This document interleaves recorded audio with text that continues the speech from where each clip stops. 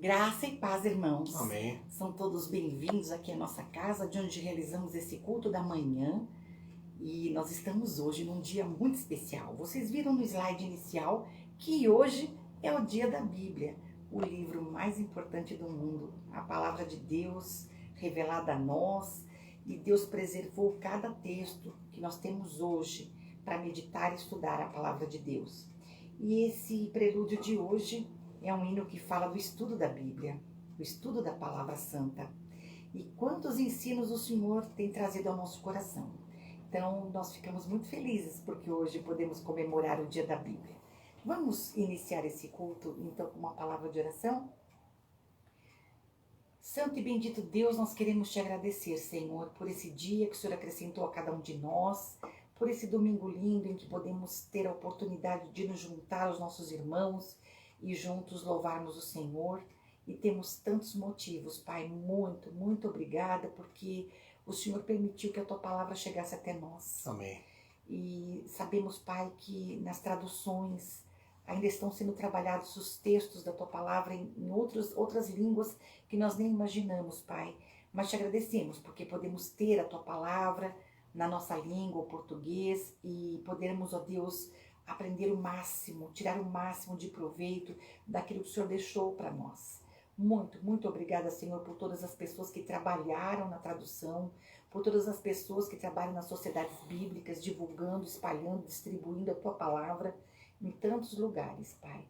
Nós queremos te agradecer porque juntos com os nossos irmãos somos mais fortes, somos fortalecidos uns com os outros através da Tua palavra. Amém. E nós te agradecemos, Senhor, porque temos neste domingo a oportunidade de mergulharmos um pouquinho mais no ensino e também nos louvores para exaltar, Senhor, a Tua palavra que é tão viva, tão maravilhosa para nós. Muito obrigada, Senhor, por tudo. Abençoa cada pessoa que está acessando esse culto agora conosco, aqueles que ainda vão assistir em outro horário, mas que o Senhor visite cada um e alimente, Senhor, a alma com o pão vivo que é a Tua palavra, Amém. Senhor. Muito obrigada por tudo. Nós oramos assim, no nome santo e precioso de Jesus. Amém. Amém. Sejam todos muito bem-vindos, graça e paz, irmãos, irmãs. Eu vou reforçar agora e no final deste culto, que na próxima quinta-feira, Dia 24, irmãos, nós vamos fazer no dia 23. Eu acho que já é Não, a cesta básica, sexta a composição das cestas, que dia que você vai estar? Quinta-feira. Quinta-feira, irmã Lucimara estará na igreja a partir das 14 horas até as 15 horas e 30 minutos. Então, os irmãos que quiserem e puderem nos ajudar com itens da cesta básica, será de grande bênção, queridos. Então, anotem essa data. Quinta-feira será dia 16. 17? Deixe-me ver. Hoje 15, 16, 17. 17. Dia 17, quinta-feira que vem, a irmã Lucimara das 14 às 15h30. Irmãos, claro, você não precisa deixar para levar na quinta, só se você não puder levar hoje. Porque Isso. Hoje no culto, na celebração, no momento dos dízimos e ofertas, você pode ir lá na frente deixar então a sua doação. Se você quiser levar hoje, nossa, vai ser uma bênção. Vamos saber com o que a gente pode contar. Muito obrigada pelo carinho dos irmãos. Essa semana nós temos que ser muito cirúrgicos, irmãos, porque no próximo domingo é dia 20 e é o dia que as pessoas já estão levando as cestas para casa. Então nós teremos poucos dias para preparar tudo. Queremos que as pessoas tenham um alimento sobre a mesa, especialmente na semana do Natal, Ano Novo, que não falte o pão na mesa de ninguém, não é, irmãos? Então hoje leve, e então quem não puder levar hoje, esperamos você na quinta-feira com seu item para podermos montar essas cestas, tá bom? Ok. Vamos então começar repetindo nosso tema e divisa?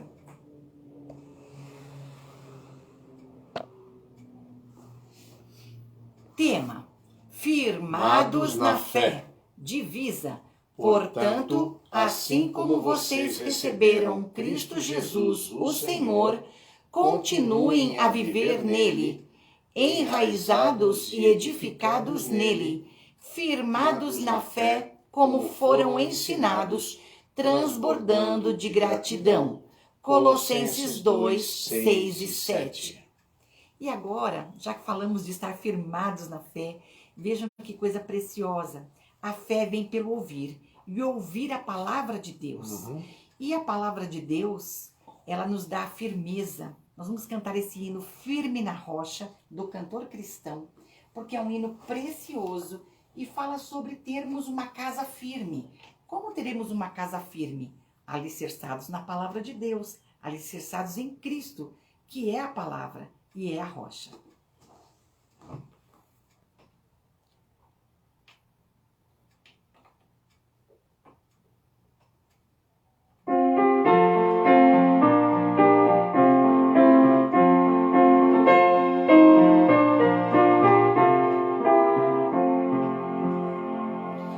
Que alicerce tendes para construir uma casa firme para resistir grande tempestade que há de chegar e a instável casa de derrubar. Nossa morada na rocha está, firme e segura ela ficará. Quando o temporal contra ela der, há de resistir todo o seu poder. Como faz a areia na fundação, fazem nossas obras na salvação. Pois alguém que só em si mesmo crê no Senhor Jesus ainda não tem fé. Nossa morada na rocha está, firme e segura ela ficará. Quando o temporal contra ela der, há de resistir todo o seu poder.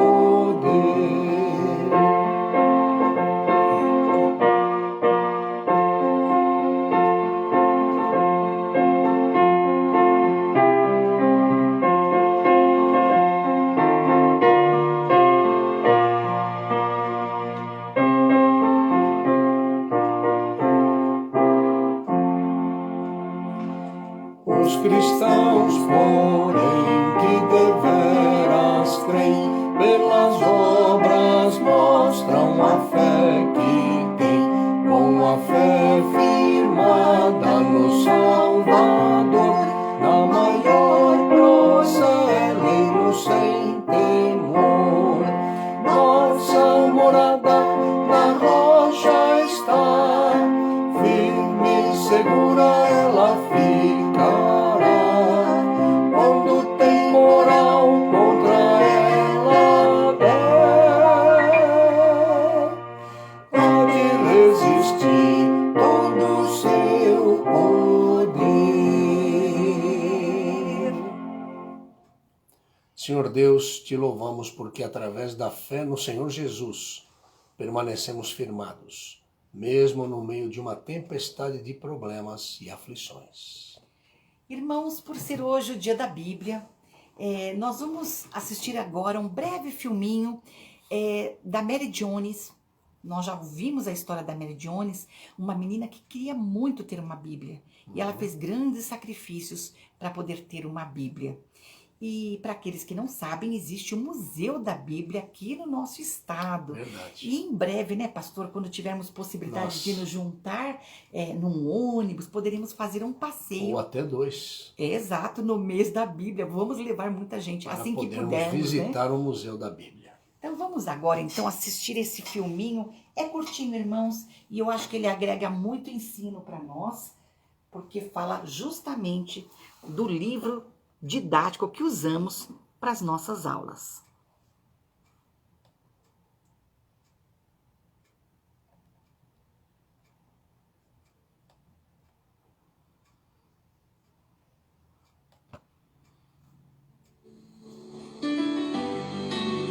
Olá, meu nome é Mary Jones. Quando criança, sonhei ter minha própria Bíblia.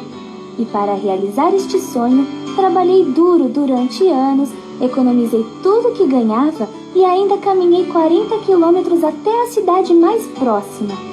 Um sacrifício que inspirou a formação da primeira das mais de 130 sociedades bíblicas existentes em todo o mundo. E foi seguindo por este caminho que hoje pudemos chegar a um lugar maravilhoso. O Museu da Bíblia, um verdadeiro testemunho público do amor de milhões de pessoas ao livro sagrado. O Museu da Bíblia é o resultado de uma parceria entre a Sociedade Bíblica do Brasil e a Prefeitura Municipal de Barueri. Estive lá recentemente e posso garantir, é um lugar emocionante onde podemos mergulhar na história deste livro grandioso que através dos séculos vem inspirando toda a humanidade. O Museu da Bíblia foi criado em harmonia com os conceitos da arquitetura inclusiva, podendo receber em suas instalações pessoas com os mais diversos tipos de deficiência. Aqui conhecemos a história da Bíblia e sua influência na vida e cultura, não só do nosso país, mas também de outras nações e civilizações do mundo. Encontramos obras raras, como o menor livro do mundo, e uma das Bíblias mais antigas que se tem notícia, impressa em 1583. Quem vem ao museu começa sua visita por aqui, onde está exposta a Bíblia e a história da escrita. Nesta área, podemos ver os textos bíblicos nas línguas originais, em hebraico, aramaico e grego, e também outros manuscritos. Antigamente, as pessoas escreviam desse jeito.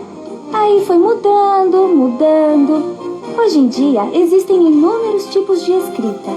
Tem até o braille, que possibilita aos deficientes visuais o prazer da leitura. Nesta parte do museu, encontramos a Bíblia impressa em muitas línguas diferentes. A Bíblia é o livro mais traduzido do mundo e pode ser encontrada em mais de 2.300 idiomas. Sua história se confunde com a história dos livros, e isso fica evidente e claramente explicado nesta parte do museu. Quando chegamos neste ponto, conhecemos o conteúdo da Bíblia e até os aromas da época. Já aqui, o museu sussurra a palavra de Deus em nossos ouvidos com a Bíblia falada. E até mesmo aqueles que não ouvem podem escutá-la por meio da língua de sinais. Nossa visita prossegue com uma visão geral da Bíblia no Brasil e com informações sobre como a Bíblia é lida e vista em todo o mundo. O Museu da Bíblia também possui uma área chamada Novidades sobre a Bíblia, reunindo produções recentes que facilitam o acesso ao texto bíblico e curiosidades editoriais, como a Bíblia em Braille. Já o espaço A Bíblia e a Criança integra a educação e lazer, apresentando de forma original e divertida o mundo bíblico aos mais jovens. Além disso, possui um espaço rotativo, voltado para exposições temporárias.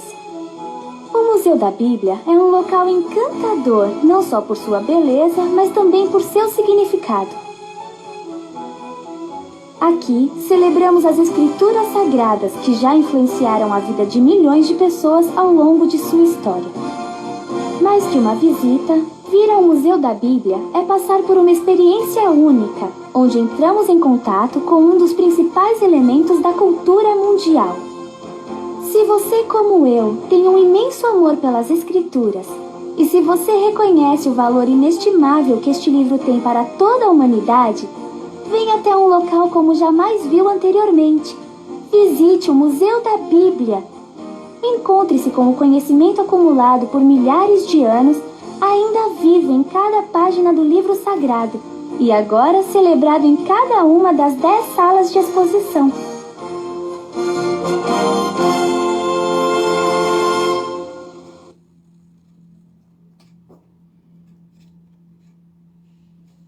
Só um instante, irmãos.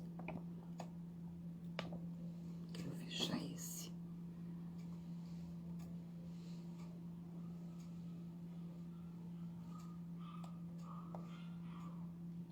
Isso, agora já vou deixar o professor Alexandre no ponto.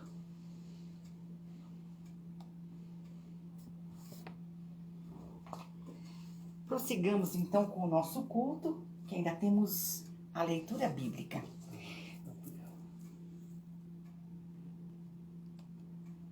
Neste dia dedicado ao livro mais importante do mundo, leremos as belas poesias onde os salmistas exaltam a nobreza da palavra de Deus. Leiamos a palavra de Deus, a Bíblia. O salmo que mais fala da palavra de Deus é o Salmo 119. Leremos juntos os versículos de 17 a 24 e também o 27. Faze bem ao teu servo, para que viva e observe a tua palavra. Abre tu os meus olhos, para que veja as maravilhas da tua lei. Sou peregrino na terra, não escondas de mim os teus mandamentos. A minha alma está quebrantada de desejar os teus juízos em todo o tempo. Tu repreendeste asperamente os soberbos que são amaldiçoados, que se desviam dos teus mandamentos. Tira de sobre mim o opróbrio e o desprezo, pois guardei os teus testemunhos. Príncipes também se assentaram e falaram contra mim, mas o teu servo meditou nos teus estatutos. Também os teus testemunhos são o meu prazer e os meus conselheiros. Faze-me entender o caminho dos teus preceitos, assim falarei das tuas maravilhas. Amém. Glória a Deus. Diremos assim como disse o salmista, também os teus testemunhos são o meu prazer e os meus conselheiros. Como é bom tomarmos conselhos na palavra de Deus. Cantaremos agora o hino do Inário para o Culto Cristão 214. É divina, sábia e pura.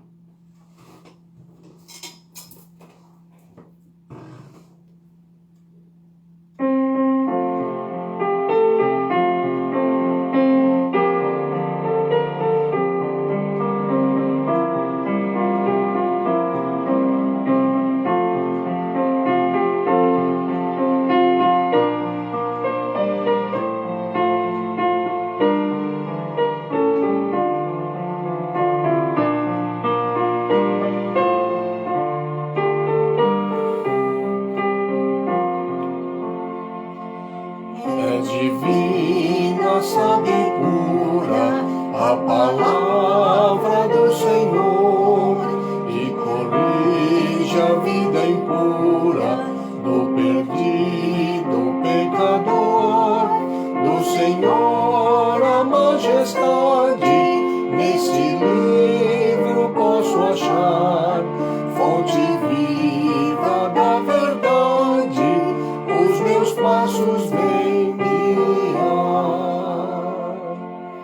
São prudentes os conselhos do meu Mestre Salvador, e me mostram como espelhos que sou mau, sou pecador, mas que o sol resplandecentes, os preceitos de Jesus iluminam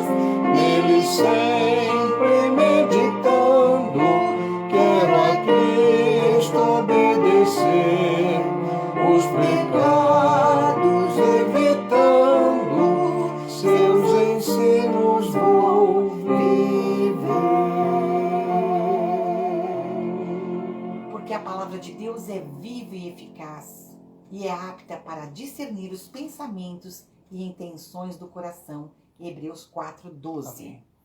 Teremos agora algum tempo para meditarmos no que o professor Alexandre preparou para o ensino de hoje. Pegue sua Bíblia ou seu livro de estudo para acompanhar esta aula tão especial. Que Deus abençoe a todos os irmãos e irmãs. Na aula de hoje, o professor Alexandre continua o tema que ele trabalhou na semana passada, Assassinos de Deus, parte 2. E por um probleminha no novo aparelho celular do professor Alexandre, bem no finalzinho da aula, quando ele ia apresentar a conclusão, o celular simplesmente parou de gravar. Então, ele gravou 2 momentos para nós. Então, vamos começar com o primeiro.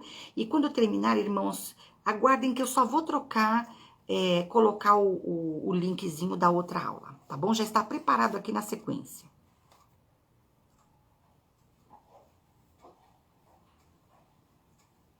Aqui.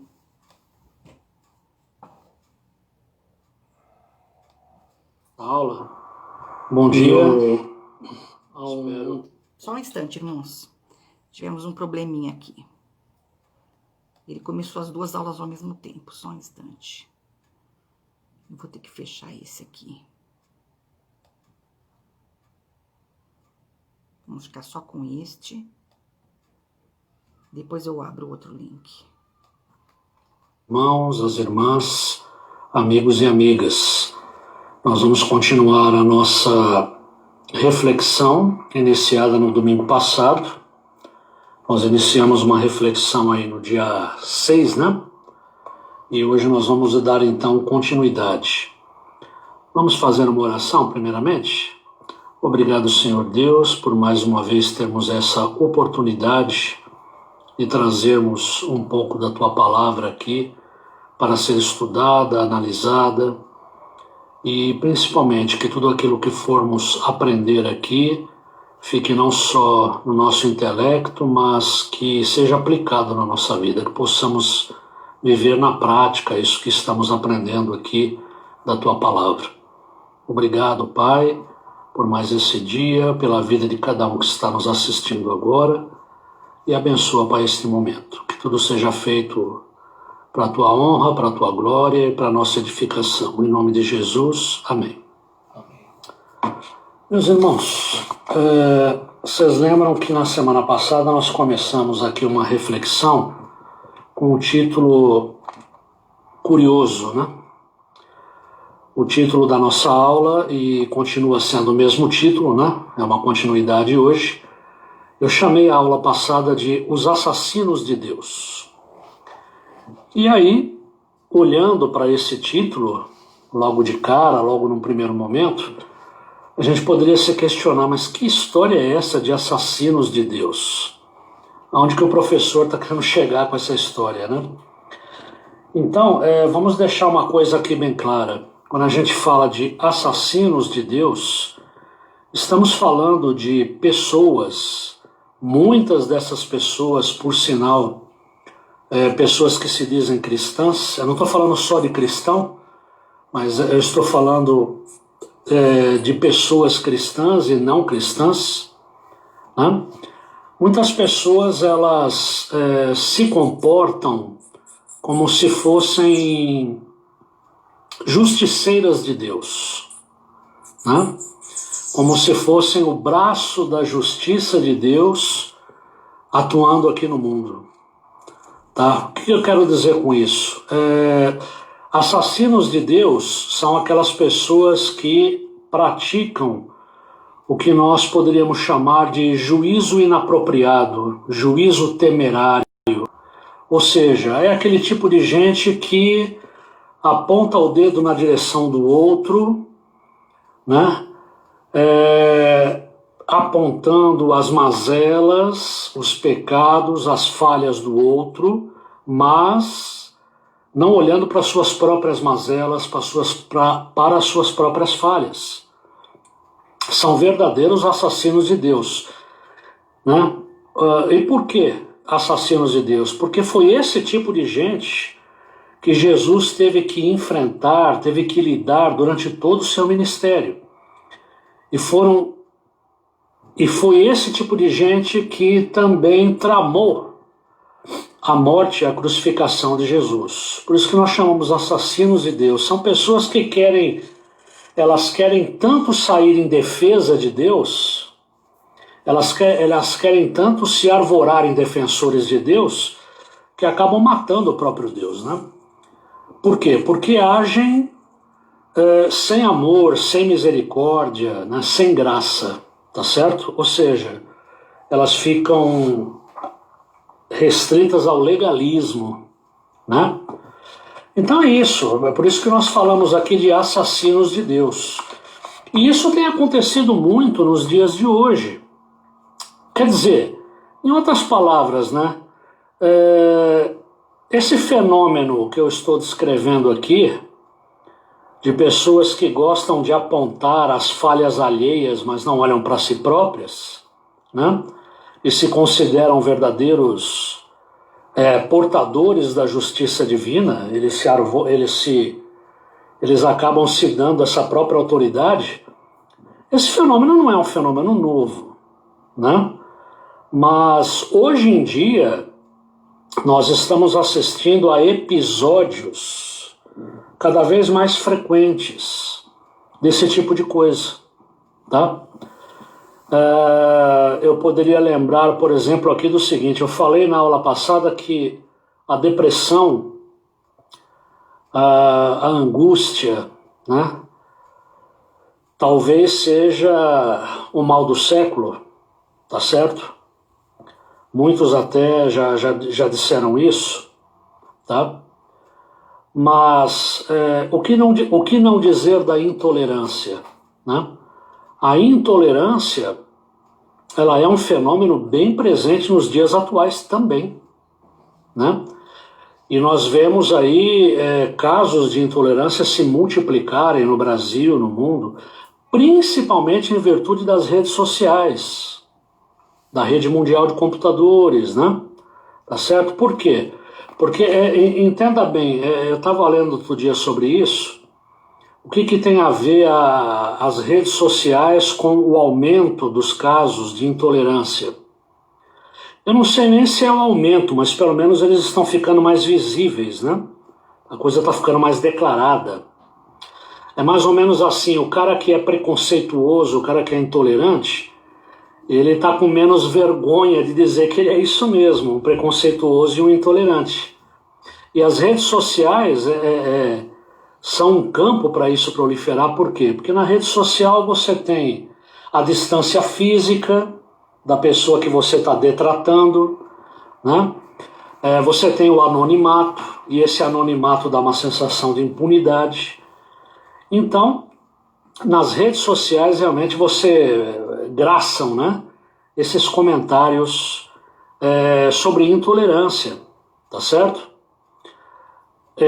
Então é isso, tá? E foi o que aconteceu, por exemplo, eu falei isso na aula passada, com um pastor muito conhecido, pastor batista norte-americano, Rick Warren. O filho dele sofria de transtornos mentais, ele vira e mexe, tinha uma depressão profunda, e o sofrimento desse rapaz, do filho desse pastor, foi tão grande que, no limite, para ele se livrar desse sofrimento, ele acabou cometendo suicídio.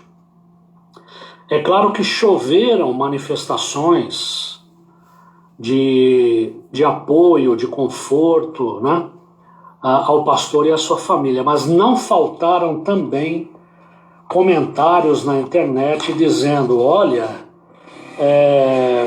esse rapaz se matou por quê? Né? De quem é a culpa? Dele próprio, ou a culpa são dos pais que falharam na sua educação? Então, o que não faltou na internet também, por ocasião do suicídio do filho desse pastor, foram comentários desse tipo, né? Quem pecou? Né? De quem é a culpa? Onde está o problema? Tá certo? Pessoas que postaram mensagens e comentários carregados de julgamento, tá certo? Carregados de juízo temerário, de juízo impróprio, verdadeiros justiceiros de Deus. Na verdade, como já falamos, assassinos de Deus, tá certo? E aí nós paramos na aula passada, aliás, eu estava dizendo aqui que esse problema de pessoas que fazem julgamento temerário, julgamento impróprio, a questão da intolerância nos dias atuais, né? Nada disso é novo. E para você ter uma ideia de como isso não é novo, nós pegamos aqui uma história relatada no Evangelho de João, lá no capítulo 9, que demonstra bem isso, tá certo? Que demonstra bem como que se comportam os tais assassinos de Deus, né? Nós falamos sobre a cura de um cego de nascença, um homem que tinha nascido cego. Veja bem, ele não ficou doente ao longo da sua vida, ele não sofreu, ele não teve um problema, ele não teve um acidente que o deixou cego num determinado momento da sua vida. Não, ele nasceu assim. Era um problema congênito. E ele foi curado por Jesus. E nós estávamos falando sobre essa história relatada lá no capítulo 9 do Evangelho de João, para entendermos essa história dos assassinos de Deus, né? Tá certo? Vamos lá então. E aí, eu disse para vocês que hoje nós íamos conversar partindo do seguinte ponto. O cego foi curado por Jesus num dia impróprio. Atenção para isso. O cego foi curado num dia impróprio. Tem dia próprio para curar? Tem dia impróprio para ser curado? Olha, nós imaginamos que não, né? Deus pode curar em qualquer tempo, em qualquer lugar, mas na cabecinha do povo, e principalmente na cabeça dos religiosos de plantão daquela época, tinham dias certos e incertos para se fazer uma cura. E o cego foi curado num dia impróprio. Ele foi curado num sábado. Mais uma vez vem à tona a questão do sábado, né? Olha, eu não vou discutir aqui, não é esse o foco do nosso estudo. Não estamos preocupados aqui em dizer se é certo ou não é certo guardar o sábado, se quem guarda o sábado está correto e todo mundo está errado, né? A questão aqui não é discutir o sábado, mas aqueles que se opuseram ao ministério de Jesus, tá certo? Acusaram Jesus de curar num dia impróprio, tá bom? Então vamos lá. Lembra o que aconteceu? Jesus cura o cego de nascença, só que antes de Jesus realizar essa cura, houve um diálogo de Jesus com seus discípulos. Não vamos esquecer que os discípulos de Jesus estavam caminhando com ele, aprendendo com ele, tá certo? E os discípulos de Jesus, eles eram judeus, como Jesus também era. E veja bem, nos tempos de Jesus havia uma teologia, havia uma forma de se entender a Deus, as coisas de Deus, muito peculiar. Então, veja bem, olha o que diz aqui na minha Bíblia de estudo, para a gente entender qual era a teologia na cabeça dos estudiosos, dos religiosos e do povo na época de Jesus. Muitos judeus, como os amigos de Jó, já falamos aqui de Jó, acreditavam que cada má sorte temporal era a punição de Deus por algum pecado específico. Tá? Então os judeus pensavam assim, eles falavam, peraí, se uma pessoa está doente, essa doença persiste e resiste em deixar essa pessoa. Eles tinham uma explicação para isso. A doença é fruto de um pecado, tá? certo? Por isso que está aqui, ó, acreditavam que cada má sorte temporal, cada má sorte, cada situação difícil que a pessoa atravessava na sua vida, uma doença, por exemplo, era punição de Deus por algum pecado específico, tá? Só que aqui nós estamos diante de uma doença congênita, ou seja, o cara nasceu cego. Então, a gente percebe essa teologia, essa maneira de ver as coisas, na pergunta que os discípulos dirigiram a Jesus. E eles dirigiram essa pergunta por quê? Porque eles estavam confusos. Aquela teologia que eles tinham na cabeça, que eles aprenderam e que sempre respondia a tudo, não estava respondendo bem aquela situação. Então está aqui, ó, ao caminhar, Jesus viu um cego de nascença. Seus discípulos lhe perguntaram, Rabi, quem pecou, este homem ou seus pais, para que nascesse cego? E aí Jesus, você percebe aqui que eles deram duas alternativas para Jesus, né? Quem pecou, ele ou os pais? E Jesus, ele acaba rechaçando essas duas alternativas como inapropriadas. E Jesus dá uma terceira alternativa, ele diz assim, Jesus lhes respondeu, nem ele pecou, nem seus pais, mas foi para que as obras de Deus fossem reveladas na vida dele, tá? Para que a glória de Deus se manifeste na vida dele. Então tá aqui, ó. Como uma doença congênita, como era aquela do cego, a explicação, segundo a teologia da época, poderia ser que o pecado tivesse sido cometido pelos pais, cujo ato pecaminoso vitimou o filho, ou, olha que interessante isso, o pecado tinha sido cometido no útero, pelo cego. Interessante isso, né? Tá certo? Então a teologia da época explicava esse tipo de coisa. Uma doença é sempre resultado do pecado. Tá? Olha o que diz aqui o nosso texto. Na teologia da época, alguém era culpado de sua cegueira porque criam as doenças são sempre o resultado de algum pecado humano. Era uma regra teológica da época. Só que ela estava levando até os discípulos a ficarem confusos. Por isso que eles perguntam para Jesus, quem pecou nessa história? Tá? Então, de acordo com a teologia da época, os pais pecaram e vitimaram o filho, tá certo? Porque as consequências do pecado recaíram sobre ele, por isso que ele nasceu cego, ou ele cometeu o pecado ainda no útero, tá certo? Aí tá aqui, ó, Jesus descarta estas ideias como explicações impróprias. Agora, vamos deixar claro aqui uma coisa.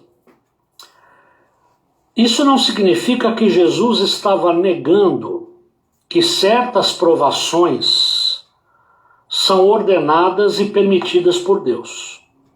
Atenção para isso, tá certo? Jesus não está aqui, nesse episódio relatado no Evangelho de João, Jesus não está negando que certas provações sejam ordenadas, permitidas por Deus, para punir ou corrigir certos pecados. Se você lembra, por exemplo, da história do rei Davi, você deve estar lembrado daquele episódio em que Davi cometeu adultério, cometeu assassinato, né? Esse pecado, ele não ficou impune, né? O filho resultante desse adultério, ele morreu. E se você vê a história do rei Davi, a partir de um determinado momento da vida dele, Davi teve inúmeros problemas com filhos, inúmeros problemas familiares. Então aquele pecado trouxe consequências, tá certo? Então, claro, existem certas provações que são ordenadas e permitidas por Deus para punir ou corrigir certos pecados, existem. Está aqui o exemplo de Davi, tá certo? Jesus não está descartando isso, mas aquela história que a gente gosta muito de falar, né? A gente gosta muito de lembrar aquela passagem de Gálatas, né? O que você semear, você vai colher. né? Isso é verdade, mas não é 100% assim, tá certo? Isso se aplica, mas não em 100%, tá bom? Então, no caso aqui dessa história do cego, Jesus descartou as explicações dos discípulos como explicações impróprias, tá bom? E veja bem, nem ainda aqui existe uma negação por parte de Jesus da doutrina bíblica do pecado original, que ensina que todo sofrimento é consequência de nosso pecado coletivo e da rebelião de Adão. Nós acreditamos nessa história do pecado original. Lá, a Bíblia relata que Deus criou o homem convivia harmoniosamente com Deus, tá certo?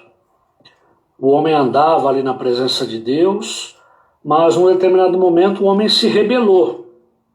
O homem quis ser o senhor do seu próprio destino, quis traçar seu próprio caminho, independente da vontade de Deus, tá certo? Isso a gente chama de pecado original. O homem se rebelou, o pecado entrou no mundo por meio de Adão, e lá em Romanos você lê isso no capítulo 5. Por meio de um só homem entrou o pecado no mundo. Nós herdamos, né, de Adão essa condição de pecadores, tá certo? Então é lógico, o pecado, ele traz o quê? Ele traz separação de Deus, ele traz distanciamento de Deus. O pecado, ele traz sofrimento. A Bíblia é muito clara. O salário do pecado é a morte. Então o sofrimento, ele é consequência do nosso pecado. Isso não dá para a gente dizer que não é assim, tá certo? Então Jesus também, quando ele fala para os discípulos que nem o cego, nem os pais tinham pecado, Jesus também não estava... Jesus não estava negando aqui essa doutrina bíblica que a gente chama doutrina do pecado original, tá? Porém, olha o que diz aqui, ó. Mas não é sábio, nem caridoso, julgar que os sofrimentos de outros sejam especificamente punitivos. O que a gente muitas vezes comete quando a gente faz juízo inapropriado, tá certo? Juízo temerário, a gente generaliza, a gente trata todos os casos de uma forma só, tá certo? É como se todo sofrimento, todo problema fosse punição de Deus por um pecado específico, e não é assim sempre. Esse é que é o problema, tá certo? Então tá aqui, ó, não é sábio, muito menos caridoso, julgar que os sofrimentos dos outros sejam especificamente punitivos, tá? Então tá aqui, ó, a questão colocada diante de Jesus apresenta um falso dilema. Só duas possibilidades foram dadas como razões para as aflições daquele homem cego: seus próprios pecados ou o pecado de seus pais. Jesus oferece uma terceira opção.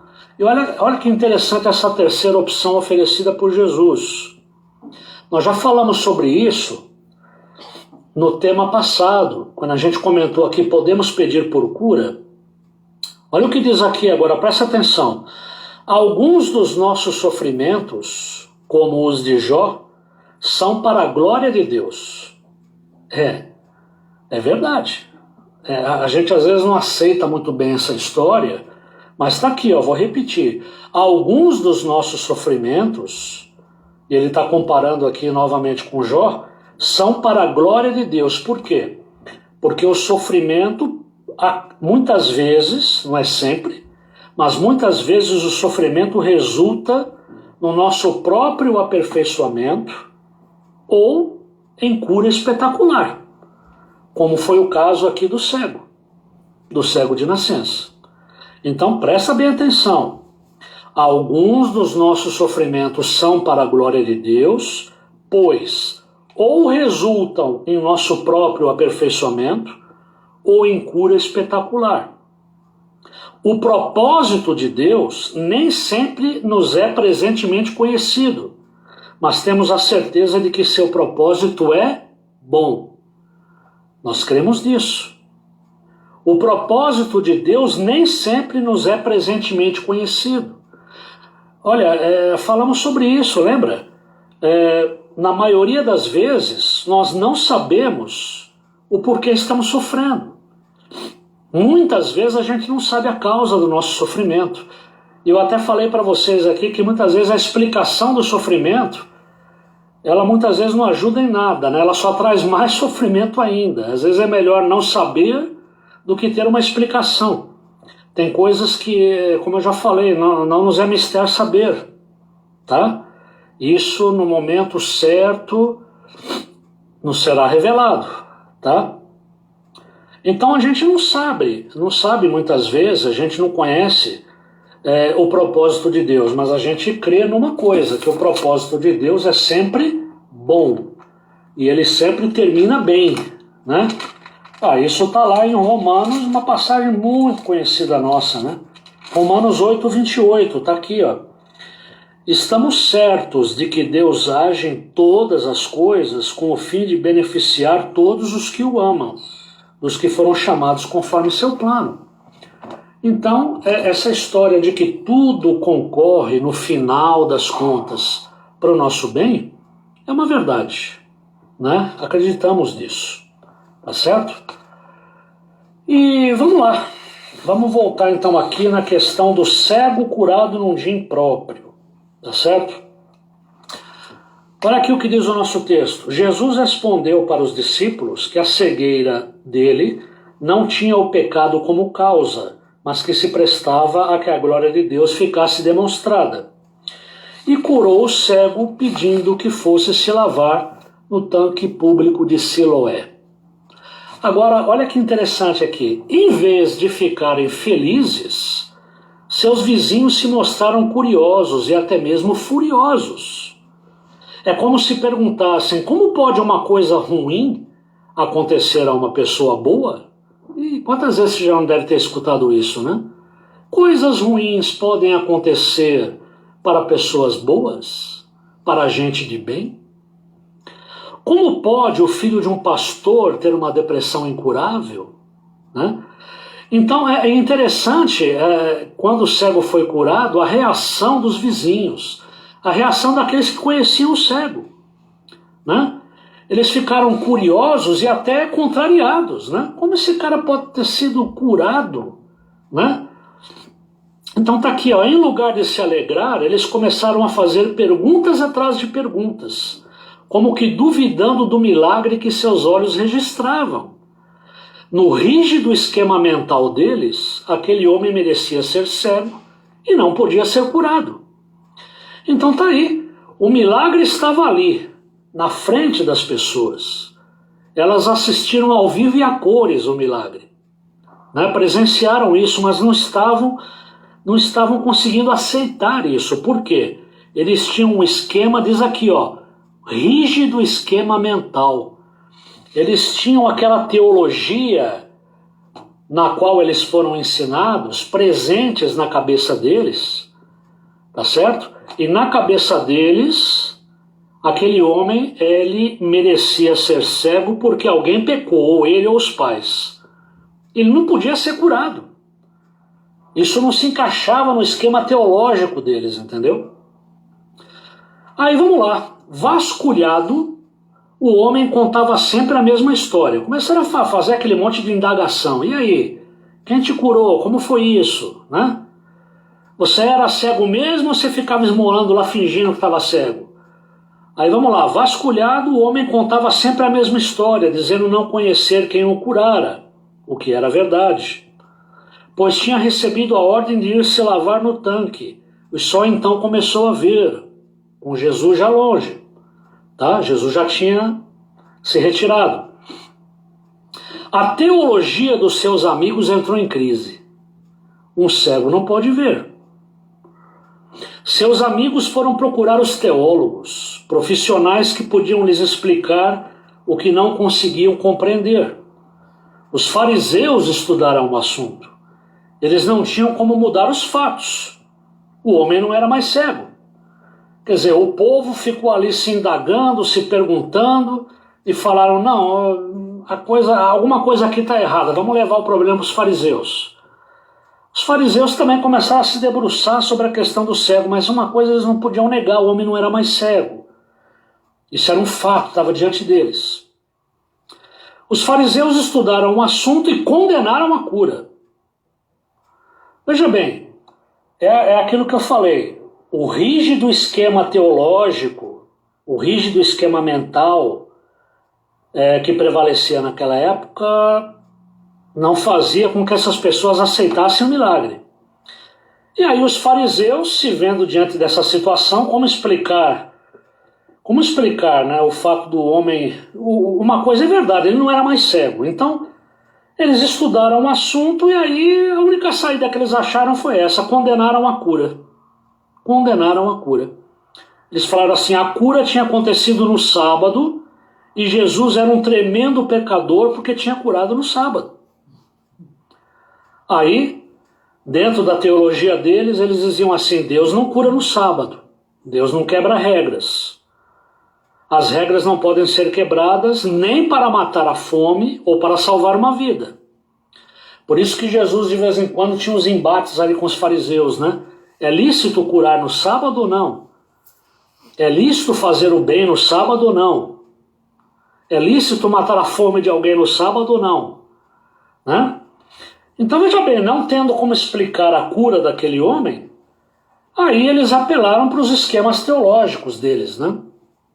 Olha, eles condenaram a cura. A cura aconteceu no sábado e no sábado não se pode curar. Então se esse homem curou no sábado, não interessa se o cego está vendo. O que interessa é que ele transgrediu o sábado.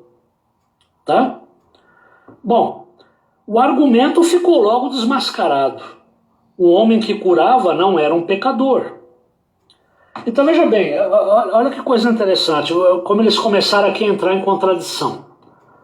Primeiro vieram com essa cura foi realizada num dia inapropriado, não se pode curar no sábado, não se pode transgredir o dia santo, né? Não se pode quebrar as regras. Só que aí vinha aquela questão, peraí, Jesus era pecador porque curou no sábado, mas uma pessoa que realiza um milagre, uma cura como essa, ele pode ser considerado pecador? Então está aqui, o argumento logo ficou desmascarado. Um homem que curava não era um pecador.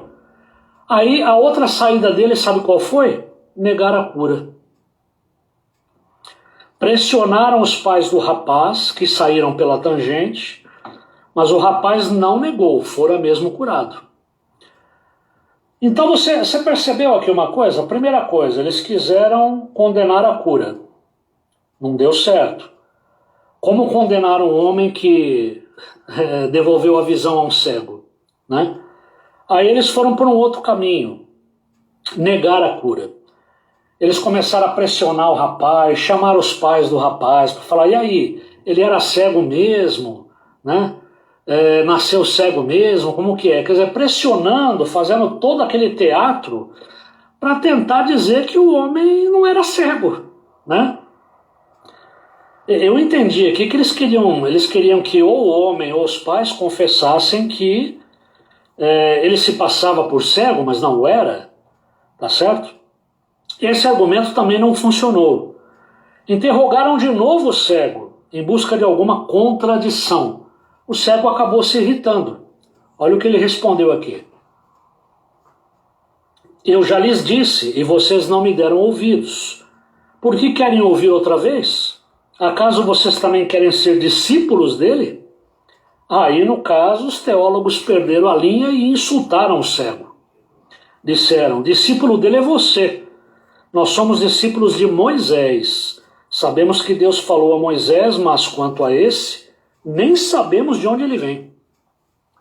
E aí, o ex-cego, vamos chamá-lo agora de ex-cego, que ele já tinha sido curado, o ex-cego, que não entendia nada da teologia daqueles doutores, ele acabou dando uma aula para os fariseus. Olha o que ele diz aqui. Ora, isso é extraordinário. Vocês não sabem de onde ele vem, contudo ele me abriu os olhos. Sabemos que Deus não ouve pecadores, mas ouve o homem que o teme e pratica a sua vontade. Ninguém jamais ouviu que os olhos de um cego de nascença tivessem sido abertos. Se esse homem não fosse de Deus, não poderia fazer coisa alguma. Bom, depois que ele deu essa aula para os fariseus, que evidentemente não aceitaram, né? O ex-cego acabou sendo expulso da sinagoga por tanto atrevimento. Segundo a teologia vigente, ele tinha nascido cheio de pecado. Tá? Preocupado com o que podiam fazer com ele, Jesus foi procurá-lo. Ele se encontra novamente com Jesus, só que agora vendo. E Jesus salva esse homem pela segunda vez. A primeira vez ele curou ele da cegueira física, a segunda vez da cegueira espiritual. Ele ofereceu a mesma salvação para os fariseus, mas eles a recusaram. Eram os verdadeiros cegos da história. Tá certo? Então você percebe aqui, para terminar aqui por hoje, eu vou fazer agora a seguinte pergunta. O que faltava às testemunhas da cura do cego? O que faltava para as testemunhas da cura do cego? Para aquelas pessoas que enxergaram, que registraram aquele milagre, que mesmo assim se recusavam a aceitar. Discutindo teologia, eles perderam o principal. Deixaram de ver a glória de Deus em ação. Presos em seus esquemas mentais, não se permitiram ouvir a voz de Deus. Eles só viam o que queriam ver, e Jesus curava. Eles só aceitavam o que foram ensinados a aceitar, e Jesus curava no sábado. Se o amor de Deus quisesse se manifestar, tinha que ser dentro do esquema deles, não no esquema de Deus. De onde vem este esquema que nega o amor de Deus em ação? Vem da dificuldade de amar, vem da dificuldade de desejar amar como Deus ama. Vem de uma leitura distorcida da palavra de Deus. Os fariseus liam a mesma Bíblia que Jesus lia, o Antigo Testamento. Tá? Eles liam a mesma Bíblia, só que eles liam a Bíblia para confirmar aquilo que eles criam. Tá? Jesus lia para ensinar sobre o amor generoso de Deus. Nós vamos voltar depois nessa parte aqui, tá bom? E para terminar aqui, se os irmãos me permitem, eu vou extrapolar só. Eu já estou extrapolando, mas vou extrapolar mais um pouquinho aqui o tempo. Essa questão do sábado, né? Eu falei para vocês que eu não ia entrar na questão do sábado, não quero polemizar sobre isso. Não é o nosso foco aqui. Mas voltando naquela questão, né? O cego foi curado num dia inapropriado. Eu fico pensando nessa questão, trazendo ela para os dias de hoje. Né? Eu vou dar aqui um exemplo. É um exemplo sem citar nome, sem nada, mas é uma coisa que acontece, a gente sabe que acontece. Ainda hoje, graças a Deus, ainda hoje, Jesus continua atuando, Jesus continua curando, Jesus continua transformando vidas, mudando a trajetória de pessoas, transformando pessoas. Jesus faz isso o tempo todo. Então você tem pessoas que bebiam e deixaram de beber, você tem pessoas que fumavam e largaram o vício, você tem pessoas que cometeram delitos, pagaram pelo que fizeram na cadeia, saíram da cadeia e hoje são pessoas transformadas. Muitos não se transformam e muitos se transformam. Tá? Então, um instantezinho para a segunda parte, conclusão do professor Alexandre.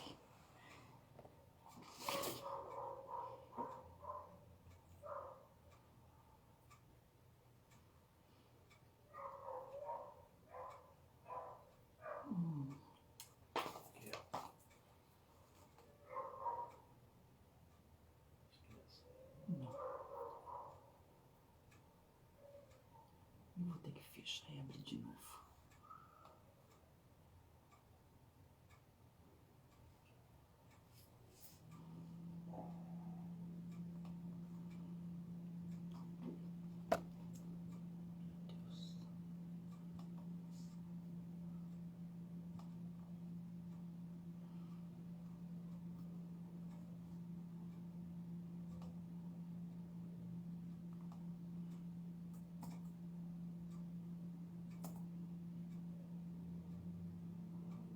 Aqui.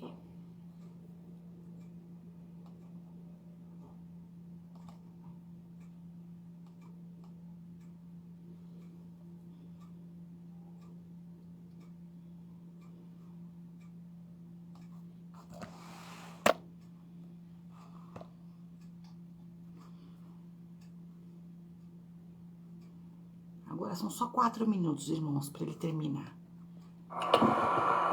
Olá, peço desculpa aos irmãos, que a gente já estava concluindo a nossa aula e há um tempo atrás eu troquei de celular e esse meu celular novo, ele é interessante, viu? Quando a bateria está em 15%, ele avisa, alguns aplicativos podem ser fechados, mas não é um aviso. Quando aparece, já fecha, tá? Então, quer dizer, não é uma preparação para fechar. Ele avisa e pumba, fechou, acabou. Então, eu estava só concluindo, né? Fazendo uma última apreciação aqui a respeito do sábado. Eu estava dizendo o seguinte, né? Que Jesus, ele cura, ele salva e ele liberta. Ele fazia isso antes, ele continua fazendo, né? E você já deve ter visto tantos exemplos, eu já me deparei com isso, e a gente se depara todos os dias, exemplos de pessoas que têm sido transformadas por Jesus, né? Jesus, ele está transformando vidas, ele está mudando histórias, né? Ele está curando, ele está fazendo pequenos milagres, né, no cotidiano das pessoas. E graças a Deus, né, que Jesus, ele é maravilhoso mesmo. E eu estava dando alguns exemplos. De repente você tem uma pessoa que fumava e largou o vício, alguém que bebia e deixou de beber, alguém que adulterava e não adultera mais, né? Alguém que fazia juízo inapropriado do próximo e Jesus corrigiu isso na vida da pessoa, a pessoa corrigiu os seus caminhos. Então Jesus, ele está aí, transformando vidas, né?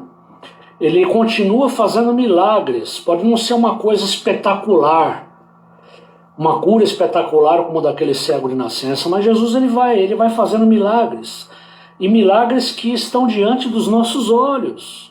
Nós registramos, nós vemos esses milagres, mas infelizmente nos dias de hoje, tal como já acontecia nos tempos de Jesus, diante de todos esses milagres, tem pessoas que ainda chegam e falam assim: ah, que bom, né? Puxa, que maravilha, né? Jesus te libertou, né?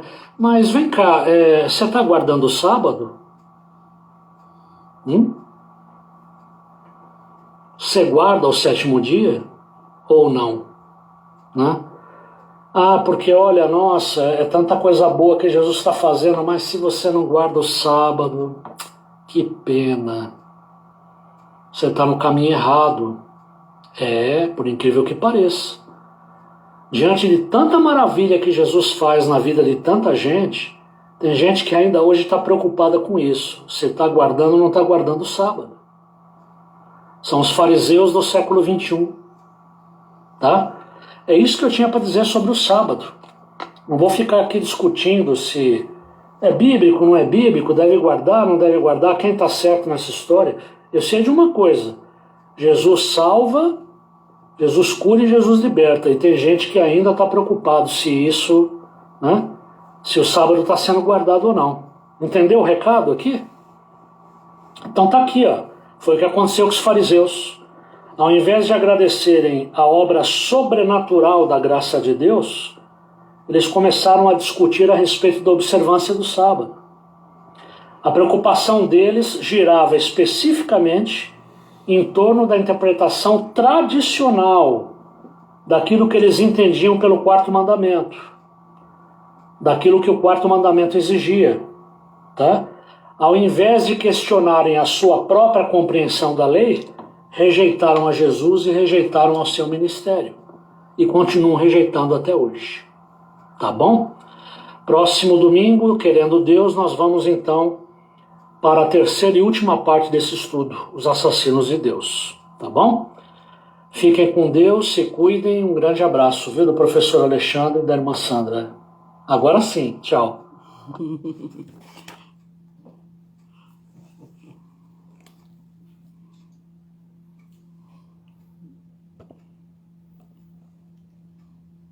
O professor Alexandre disse que o celular dele com 15% já dá um aviso, né? O meu já com 18%, às vezes, ele simplesmente nem avisa. Ele simplesmente apaga, não é? Mas faz parte, né? A bateria às vezes vicia um pouco, às vezes o sistema de bateria. Mas eu quero agradecer a Deus por esta excelente aula, pelos excelentes temas propostos na Escola Bíblica Dominical. É uma delícia, não é? A nossa Escola Bíblica Dominical. Temas direto ao ponto, bíblicos, não é? Para que nós possamos realmente praticar e entender a palavra. Eu gostei muito da abordagem sobre o sábado. Deu a letra, exatamente. Menos legalismo e mais Cristo. É o que precisamos, porque em Cristo somos livres. E ainda, em pleno século XXI, temos ainda os fariseus de plantão, os legalistas, os moralistas, que levantam a bandeira da moral como se não tivessem pecado, como se as suas vidas também não fossem uma vidraça, não é? Muito bom tema, amei esse tema. Parabéns, professor Alexandre. Reitero aos irmãos que quinta-feira, das 14 às 15h30, nossa irmã Lucimara estará na igreja, juntamente com a irmã Silvia, para recebermos os itens de cestas básicas, para a composição das cestas básicas. E também já estaremos separando itens para levarmos ao Parque Santos Dumont. O Parque Santos Dumont terá um evento no dia 19, que será o fechamento ali com as crianças, como todo ano fazem, e a nossa igreja estará levando ali todos os itens que se farão necessários para lanches e etc, etc. Tá bom? Então traga o seu item de cesta básica hoje às 18h30. Caso você não possa trazer, quinta-feira traga, não fique de fora. Abençoe vidas com esses itens de cesta básica que com certeza estão sendo um veículo de bênção para muitas famílias, ok? Logo mais 18h30, nos encontramos pela graça de Deus. Que Deus te abençoe, que Deus te dê um período agora de um almoço gostoso, também um período de tarde muito agradável e que 18h30 estejamos, aqueles que puderem, presencialmente, aqueles que não puderem, virtualmente.